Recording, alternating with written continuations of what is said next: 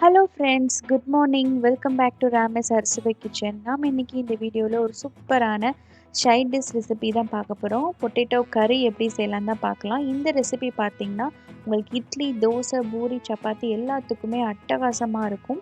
என்னோடய சேனலை புதுசாக பார்க்குற ஃப்ரெண்ட்ஸ் சப்ஸ்கிரைப் பண்ண மறந்துடாதீங்க. கூடவே இருக்கிற பெல் ஐக்கானையும் கிளிக் பண்ணிவிடுங்க. நம்ம அந்த கிரேவி எப்படி செய்யலான்னு பார்க்கலாம். இதுக்கு ஒரு பெரிய பேன் எடுத்துக்கோங்க. இது கொஞ்சம் எண்ணெய் நிறையவே தேவைப்படும். அதனால் ஒரு 4 டீஸ்பூன் அளவுக்கு எண்ணெய் சேர்த்துக்கோங்க. எண்ணெய் நல்லா சுடன பிறகு ஒரு அரை டீஸ்பூன் அளவுக்கு சீரகம் நல்லா பொரியணும். பொரிஞ்ச பிறகு ஒரு வெங்காயம் கட் பண்ணி சேர்த்துக்கலாம். இது வெங்காயத்தோட கலரும் டெக்ஸ்சர் எல்லாமே நமக்கு நல்லா சாஃப்டாக வந்துடணும். வெங்காயம் நல்லா இருக்கிறதே தெரியாமல் நல்லா வதங்கிடணும். அந்த அளவுக்கு வதக்கி எடுத்துக்கோங்க.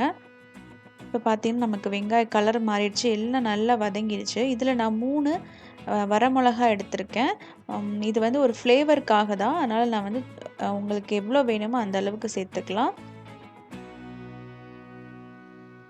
இதில் 3/4 டீஸ்பூன் அளவுக்கு இஞ்சி பூண்டு விழுது சேர்த்துக்கோங்க. அதையும் சேர்த்துட்டு நல்லா வதக்கி எடுத்துக்கோங்க.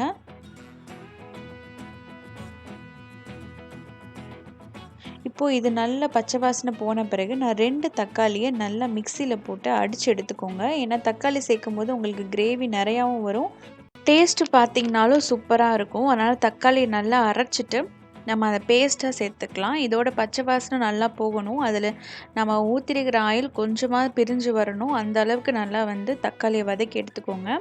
நம்ம எந்த பொருள் செஞ்சாலும் எந்த கிரேவி செஞ்சாலும் நல்லா வதக்கும் போது தான் அதோட டேஸ்ட்டே நல்லாயிருக்கும். இப்போ இந்த தக்காளி நல்லா ஓரளவு வதங்கிடுச்சு. இதில் நம்ம மசாலா தூள்கள்லாம் சேர்த்துடலாம். ஒரு 1/4 டீஸ்பூன் அளவுக்கு மஞ்சள் தூள், ஒரு அரை டீஸ்பூன் அளவுக்கு காஷ்மீரி ரெட் சில்லி பவுடர் சேர்த்துருக்கேன் ஒரு கலருக்காக. நீங்கள் இல்லாட்டாலும் பரவாயில்ல. ஒரு டேபிள் ஸ்பூன் அளவுக்கு நம்ம சில்லித்தூள், அப்புறம் ஒரு அரை டீஸ்பூன் அளவுக்கு கரம் மசாலா, ஒரு டேபிள் ஸ்பூன் அளவுக்கு கொரியண்டர் பவுடர் இதெல்லாம் சேர்த்துக்கோங்க. இதை சேர்த்துட்டு நல்லா ஃப்ரை பண்ணி எடுத்துக்கோங்க.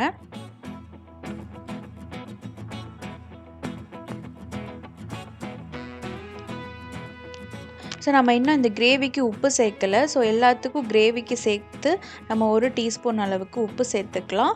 அதுக்கப்புறம் ஒரு 1/4 டீஸ்பூன் அளவுக்கு பெருங்காயம் கண்டிப்பாக சேருங்க. அப்போனா தான் அது பொட்டேட்டோ கிரேவினால் பெருங்காயம் கண்டிப்பாக நீங்கள் சேர்க்கணும். ஸோ இதெல்லாம் சேர்த்துட்டு நல்லா ஒரு தடவை ஃப்ரை பண்ணிடலாம். ஃப்ரை பண்ணிவிட்டு உங்களுக்கு எவ்வளோ தண்ணி தேவைப்படுமோ, உங்களுக்கு கிரேவி கன்சிஸ்டன்சி எவ்வளோ இருக்கணுமோ அந்த அளவுக்கு தண்ணி சேர்த்துக்கோங்க. ஸோ நான் அந்த தக்காளி அரைச்ச தண்ணியை கொஞ்சம் சேர்த்துக்கிறேன். அதுக்கப்புறம் எக்ஸ்ட்ராவாக ஒரு கிளாஸ் அளவுக்கு தண்ணி சேர்த்துருக்குறேன். நீங்கள் சப்பாத்தி பூரிக்குன்னா கொஞ்சம் கெட்டியாகவே செய்யலாம். நீங்கள் இட்லி தோசைக்கு சாப்பிட்றீங்கன்னா கொஞ்சமாக நீக்க இருந்தால் தான் நல்லாயிருக்கும். ஸோ தேவையான அளவுக்கு தண்ணி சேர்த்துட்டு உப்பும் பார்த்துட்டு நல்லா மூடி விட்டு நல்லா கொதி விட்டுருங்க. நல்லா கொதித்து வரணும்.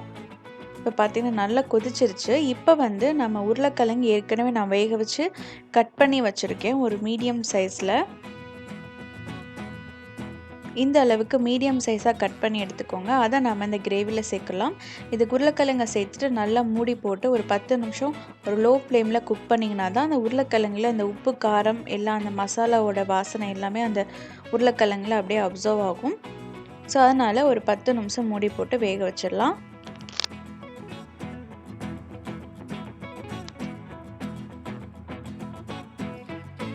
ஸோ இது 10 நிமிஷம் கழித்து நம்ம டர்ன் பண்ணி பார்த்தோன்னா நமக்கு சூப்பரான கமகமன்னு உருளைக்கிழங்கு கறி ரெடி ஆகிடும். இதில் கடைசியாக கொத்தமல்லி தலைகள் தூவி நீங்கள் இறக்குனீங்கன்னா ஒரு சூப்பரான சைட் டிஷ் ரெசிபி ரெடி ஆகிடுச்சு. இது இட்லி, தோசை, சப்பாத்தி, பூரி எல்லாத்துக்குமே சூப்பராக இருக்கும், அட்டகாசமாக இருக்கும். நீங்கள் கண்டிப்பாக ட்ரை பண்ணி பார்க்கலாம். ரொம்பவும் ஈஸியாகவும் செஞ்சிடலாம். நம்ம இதே மாதிரி நம்ம சேனலில் நிறைய கிரேவி ரெசிபீஸும் இருக்குது. அதையும் நீங்கள் பாருங்கள். அதோட லிங்க் டிஸ்கிரிப்ஷனில் இருக்கும். இந்த வீடியோ பார்த்ததுக்கு ரொம்பவே நன்றி. இந்த வீடியோ உங்களுக்கு பிடிச்சிருந்துச்சா என்னோடய சேனலை மறக்காமல் சப்ஸ்கிரைப் பண்ணிக்கோங்க. லைக் பண்ணுங்கள், கமெண்ட் பண்ணுங்கள், உங்கள் ஃப்ரெண்ட்ஸுக்கு ஷேர் பண்ணுங்கள். தேங்க்யூ ஃபார் வாட்சிங். நம்ம நெக்ஸ்ட் ஒரு சூப்பரான வீடியோவில் சந்திக்கலாம். Bye by.